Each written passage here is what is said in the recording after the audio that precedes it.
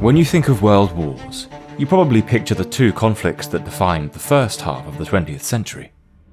However, just over 150 years earlier, in the middle of the 18th century, the world witnessed the outbreak of what could arguably be considered the first truly global conflict in human history.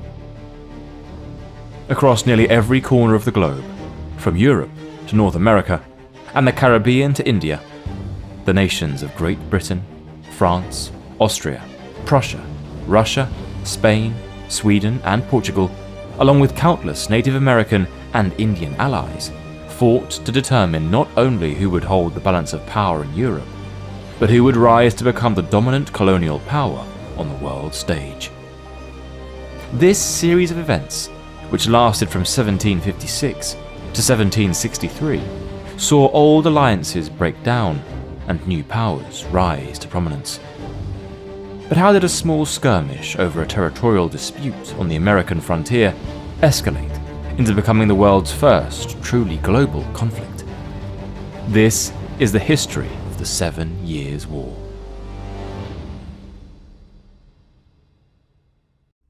The causes of the 7 Years' War lay in the outcomes of the 18th century's prior conflicts, which pitted the two dynastic powerhouses of the age, the Bourbon kings of France and the Habsburg dynasty of Austria, against one another. For the past 50 years, each side had sought to assert its dominance over the continent and tip the balance of power in Europe in its favour. In the most recent conflict, the War of the Austrian Succession, fought from 1740 to 1748, the belligerents had aligned themselves according to the time-honoured alliance system that had governed European politics throughout the late 17th and early 18th centuries. France's traditional enemies, Austria and Great Britain, had coalesced, as they had done on previous occasions, and were joined by the German electorate of Hanover, which was ruled in personal union with Britain under the Georgian kings, the Dutch Republic, as well as Russia.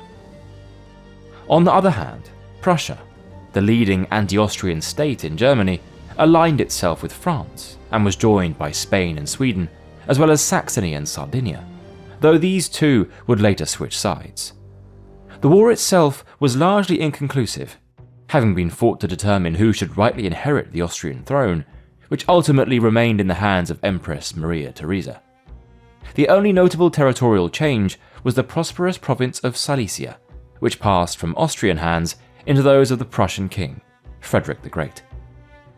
Although the war ended in 1748, with the signing of the Treaty of Aix-la-Chapelle, it failed to resolve many of the underlying tensions between the signatories, and in many ways created further grounds for dispute with the agreed peace terms. By 1756, however, the alliance system of the past 50 years had begun to unravel. Anti-British sentiment had taken hold in the imperial court of Vienna, after tensions arose over London's demands for the protection of Hanover and Vienna's counter-arguments for the protection of the Austrian Netherlands from any future French aggression. Additionally, Maria Theresa was furious over Britain's acceptance of the territorial losses inflicted on Austria, as stipulated in the Treaty of Aix-la-Chapelle. This led to Austria breaking its alliance with London and, surprisingly, developing closer relations with the traditional enemy, the French King Louis XV. The Dutch Republic, which was no longer threatened by France due to the Franco-Austrian alliance, did not have to serve in Britain's interest anymore, and so declared itself neutral. However, King George II of Britain now needed a continental ally to protect his Hanoverian lands from any future French threats, and so he turned to Prussia under King Frederick the Great for support. A secret alliance was formed between the two, whereby Britain would provide financial support to Prussia in return for its commitment to defending Hanover. Conversely, Prussia's strategic objectives were to protect its claim over Silesia and expand its territory further eastwards towards the border of the Russian Empire, ruled by Empress Elizabeth. In response to this prospect of Prussian aggression, Russia maintained its alliance with Austria to counter the threat posed by Frederick the Great. This diplomatic revolution shifted the balance of power in Europe along new lines, which would ultimately lead to the outbreak of war once again. These political tensions, however, were not solely confined to Europe. The 18th century had seen a dramatic surge in the colonial ambitions of many European powers, but none more so than Britain and France. These two nations would fan the flames of conflict around the world, to wherever their overseas interests collided. On the Indian subcontinent, both the British and French had already established their respective East India companies to trade in the highly prized spices, textiles, and precious objects of the region, which were shipped back to Europe, where they could fetch a fortune. Although they were officially formed as trading businesses, they served to project British and French influence by proxy across the region by winning favour among local Indian rulers and, where necessary, enforcing their trading operations through military force. Both companies had created their own private armies, consisting of local Indian soldiers, as well as imported European troops, and were extensively deployed in a series of conflicts known as the Carnatic Wars. These localized conflicts often overlapped with the formally declared wars in Europe, such as the most recent War of the Austrian Succession. It was in North America, however, where the greatest friction between the two colonial powers was felt, and where ultimately the first shots of the 7 Years' War would be fired. For well over a century, Britain and France had carved out their own dominions across the continent, which by the mid-18th century had grown into several prosperous colonies. The British had focused their efforts along the eastern seaboard, with the 13 colonies stretching from Georgia in the south to Maine in the north, as well as the recently acquired Canadian provinces of Nova Scotia and Newfoundland, which had been ceded from France in a previous conflict in 1714. The French, meanwhile, laid claim to a vast swathe of territory encompassing the St. Lawrence River, the Great Lakes, and much of the Mississippi River basin, down towards the Gulf of Mexico. The exact boundaries between the two respective possessions were ill-defined, but the French were determined to prevent any British settlers from encroaching westwards, and so constructed a series of forts, predominantly in the Ohio River Valley, to assert their claim over the territory. The most contentious of these fortifications to be built was that of Fort Duquesne in 1754, located in what is now present-day Pittsburgh. The British initially tried to resolve what they perceived as an infringement onto their territory through peaceful means, but after their protestations fell on deaf ears, they decided to dispatch a small number of colonial troops alongside native allies to drive the French out by force. The commanding officer of the expedition was a 21-year-old lieutenant colonel in the Virginia Regiment named George Washington, who would go on to become the first president of the United States of America in later life. Washington's men marched to the vicinity of Fort Duquesne, where they subsequently ambushed a small party of French colonial troops in the Battle of Jumonville Glen on the 28th of May, 1754. The French retaliated just over 1 week later by attacking Washington's men at Fort Necessity on the 3rd of July, forcing them to surrender. Although the 7 Years' War would not officially commence for another 2 years, these small skirmishes in the backwoods of North America formed the first engagements of a regional conflict known as the French and Indian War, and would be seen as the spark that would ignite the wider global war that was to come. News spread slowly in the 18th century, but word of the fighting in the colonies eventually made its way to Britain in August. Accounts of the engagements varied widely, owing to unverified reports of the events themselves, which led to sensationalized republishings that pointed the finger of blame at one side or the other. Such a lack of credible information was common for the period, but sadly, these lax practices continued to blight news and media coverage even in the 21st century. Fortunately, however, there now exists a solution to cut through the bias and reliability issues being disseminated through global media, thanks to Ground News. We really believe in their mission to help readers understand the headlines through diverse reporting, and we're delighted to say that they are the sponsor of this video. Ground News gathers related articles from across the world into one place, providing context about the reporting source, like whether they have a political lean, or even who funds them, so that you can sort through the chaos and think critically about the information you consume.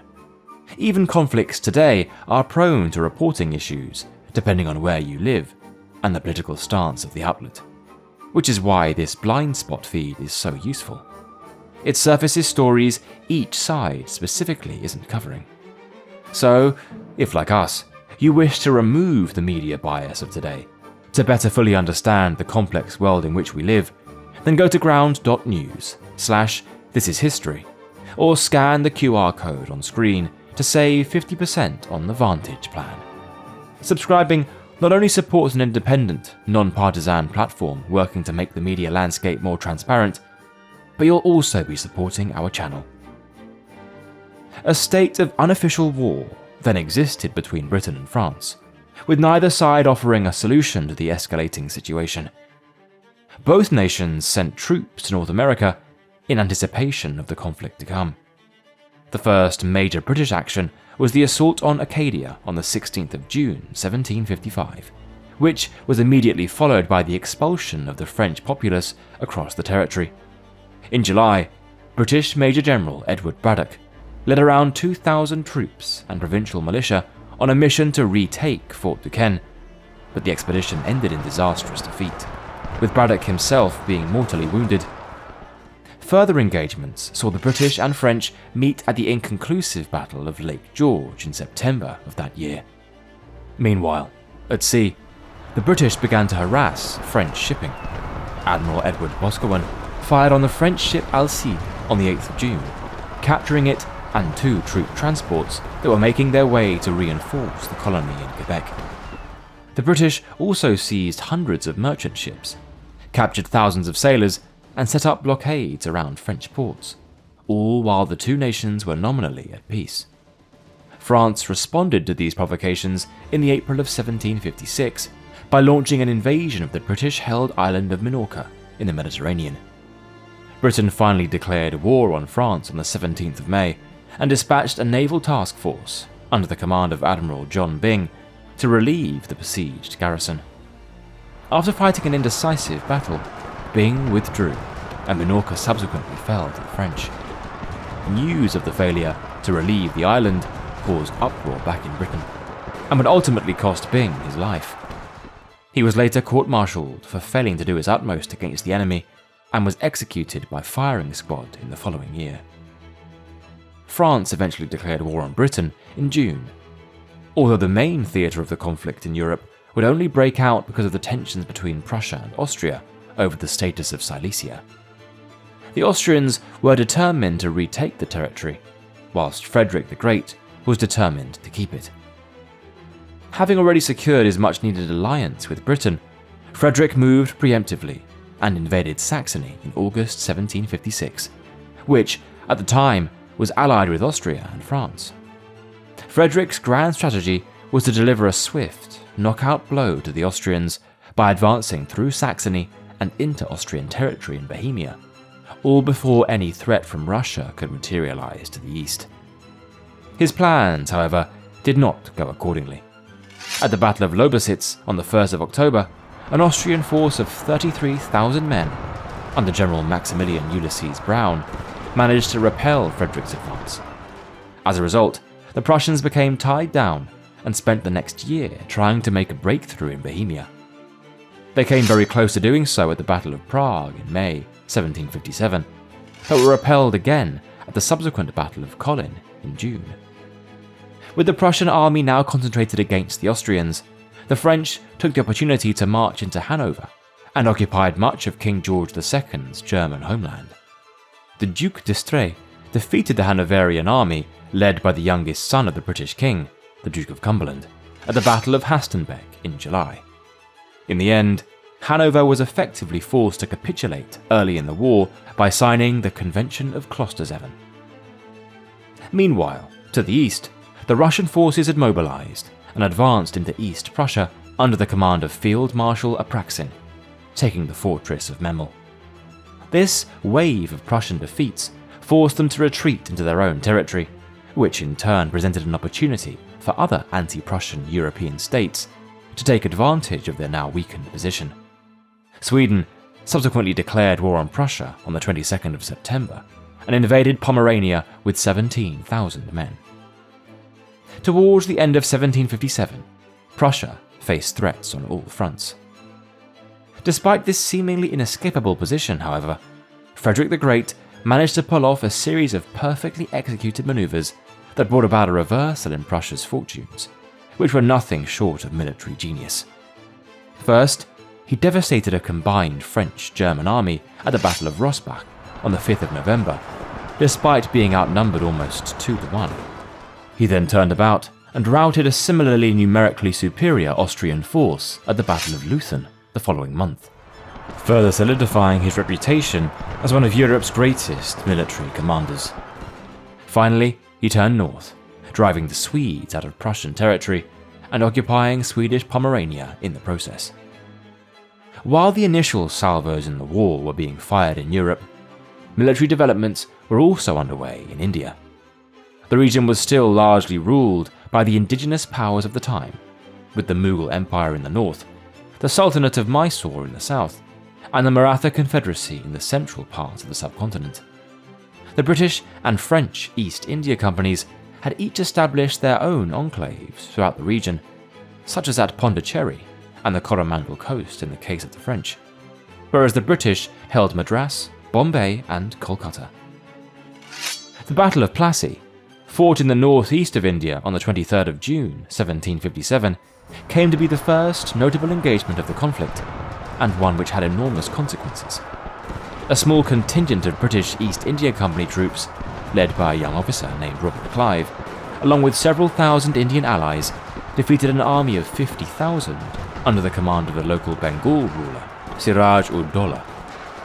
The Bengalis were aided by a small French detachment, but nevertheless suffered a cataclysmic defeat at the hands of the British, who subsequently established their control over the wider Bengal region. Thereafter, Clive and other company officials began expanding aggressively across the rest of the subcontinent. Although the French captured Cuddalore, their siege of Madras failed, allowing the British under Sir Eyre Coote to decisively defeat the remaining French forces at the Battle of Wandiwash in 1760. Pondicherry would later fall in 1761, which would effectively bring about the decline of French influence in India altogether. As the first phases of conflict were unfolding across Europe and India, the war that had already begun in North America continued to gain pace. The French had initially gained the upper hand in the fighting by capturing Fort Oswego in 1756 and Fort William Henry in 1757, but thereafter the superior numbers of the British began to make a difference. The colonial population of the 13 colonies by the late 1750s was around 2 million people, while that of New France was barely 100,000. Once the initial forays had been launched, and the British had mobilized the full support of their colonists, the French stood little chance of emerging victorious.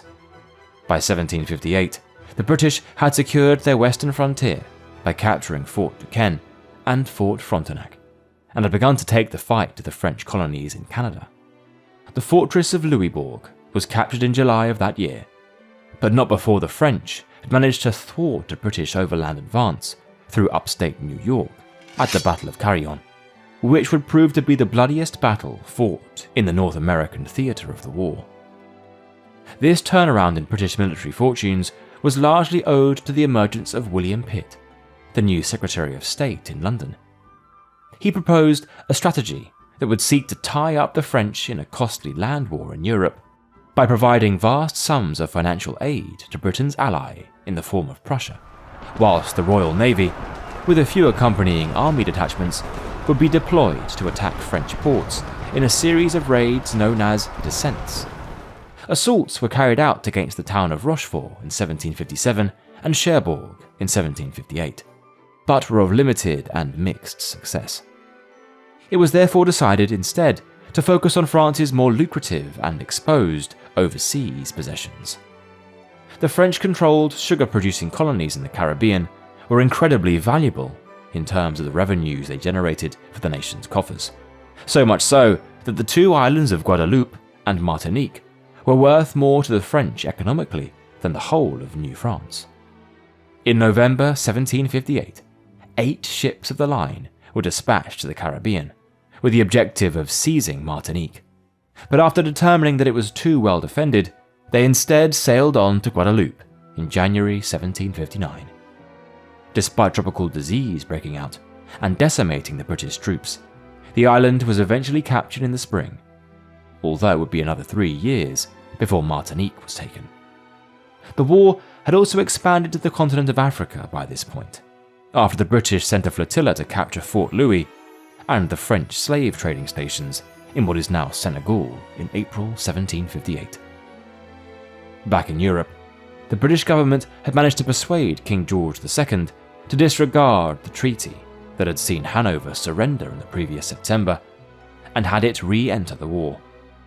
Britain also dispatched some 9,000 troops to reinforce the Hanoverian army, now under the command of Duke Ferdinand of Brunswick, who succeeded in driving the French from the territory by the spring of 1758.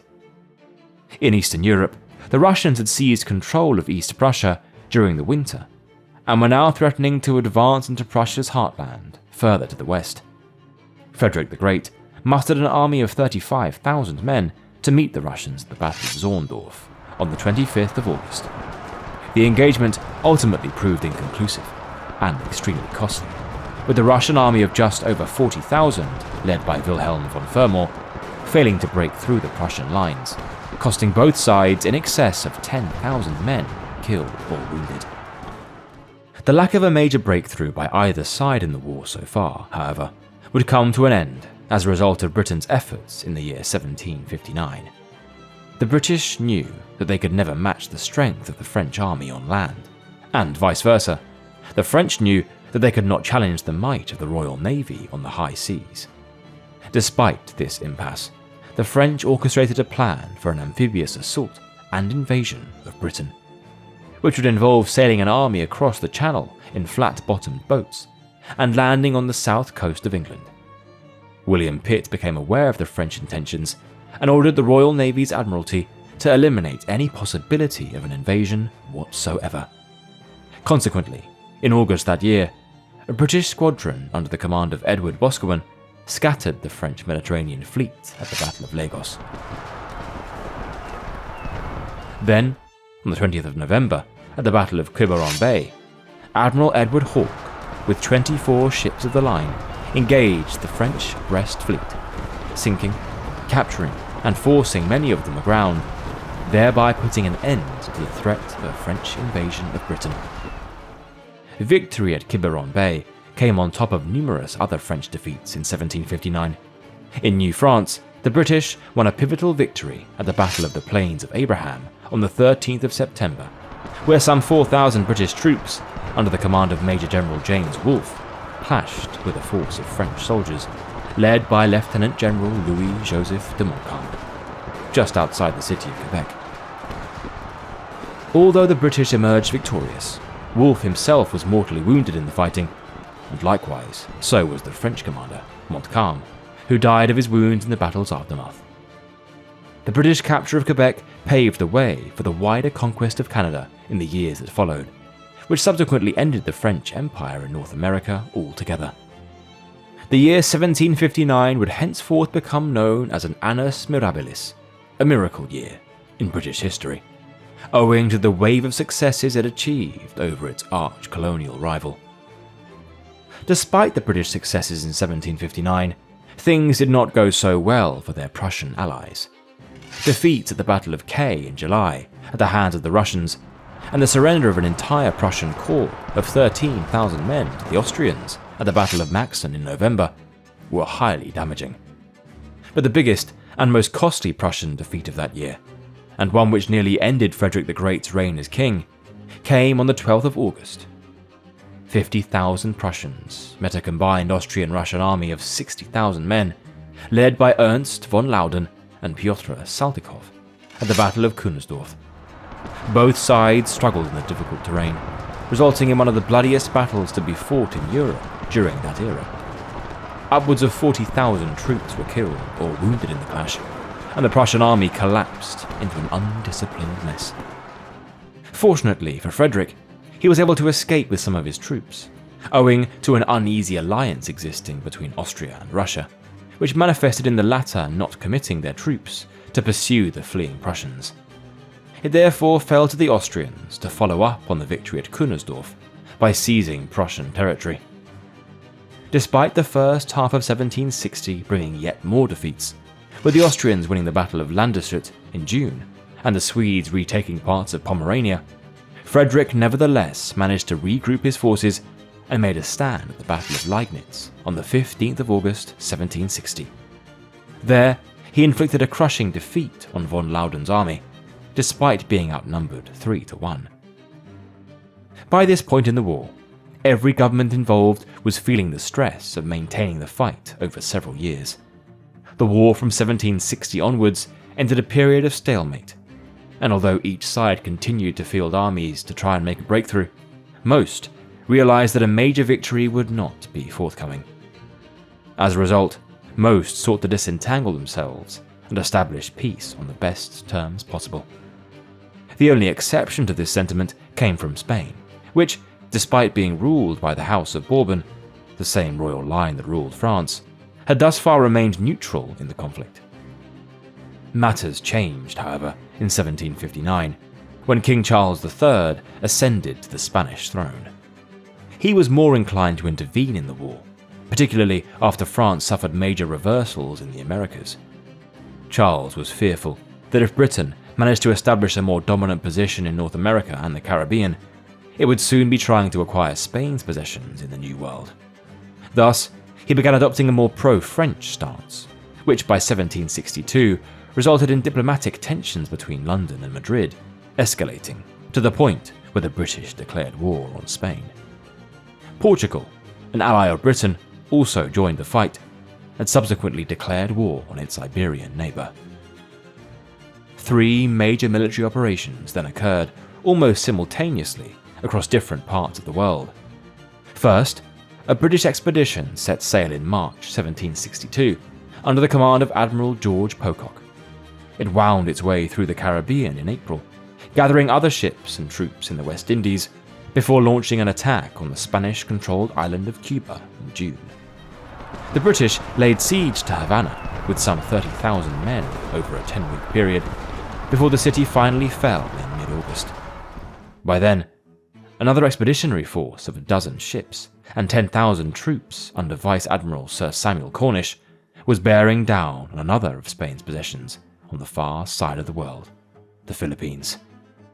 After a brief siege, the Governor-General, Archbishop Manuel Rojo, surrendered Manila to the British in early October.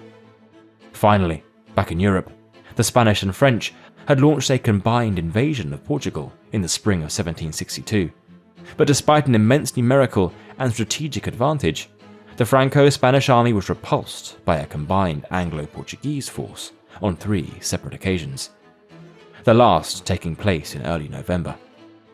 Thus, by the winter of 1762, less than a year after Britain and Spain had gone to war, the latter had lost its foremost city in the Caribbean, as well as the Philippines, to British forces. Additionally, Spanish efforts to occupy Portugal, which should have been a relatively easy target, had failed, meaning that Spain was effectively defeated in just 10 months. The other major development of 1762 was Russia's switching of allegiance.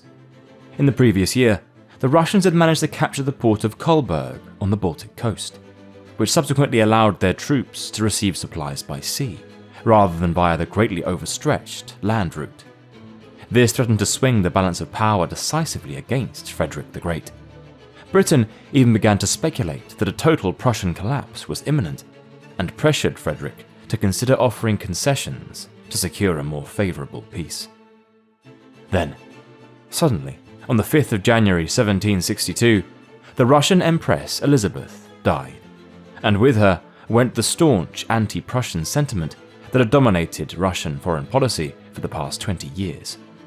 Her death was followed by the accession of Peter III, and then Catherine the Great in quick succession. Both Peter and Catherine had been born in Germany and had sympathies with the Prussian cause, which completely changed Russia's stance in the war. Under Peter III's brief 7-month reign, Russia abandoned its Austrian ally and joined with Prussia and Britain. By the summer of 1762, Frederick the Great was in receipt of Russian contingents of troops and had secured a peace treaty with Sweden, which transformed the war in Europe. Frederick then went on the offensive and recaptured much of Silesia. The Russians, now under the rule of Catherine the Great, having helped Frederick retake lost territory, then exited the war. Meanwhile, the long-standing British naval blockade of French ports had by now sapped the morale of the French populace, and the recent exit of both Sweden and Russia from the war, in conjunction with Frederick's retaking of Silesia, convinced King Louis XV that his war objectives were no longer obtainable.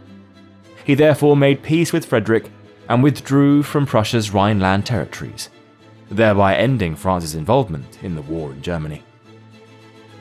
By late 1762, concerted negotiations were underway to bring the wider war to an end. They culminated in two separate peace treaties, signed within days of each other in February 1763.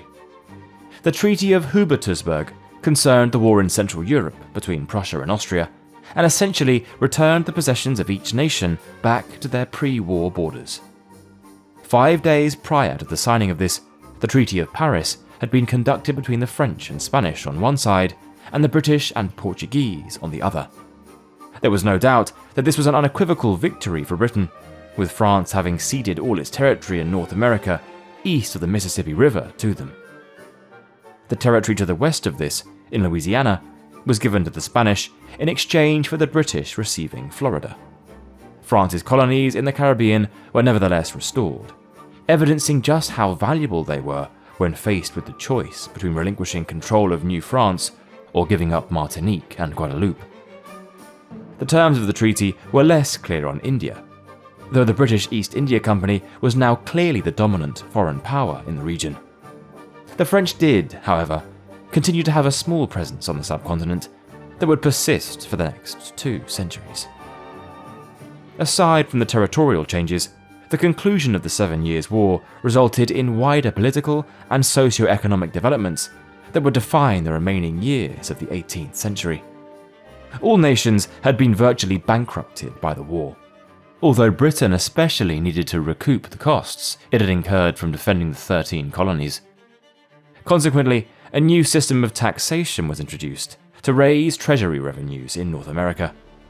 However, this angered many colonists, as they had no political representation in the British Parliament and could not legitimately protest their grievances.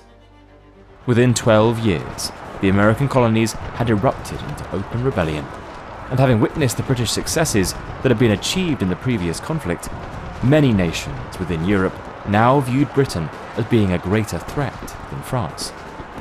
When the American Revolutionary War turned into a wider conflict between 1778 and 1783, Britain found itself standing alone against a coalition of nations who were determined to redress the balance of power once more.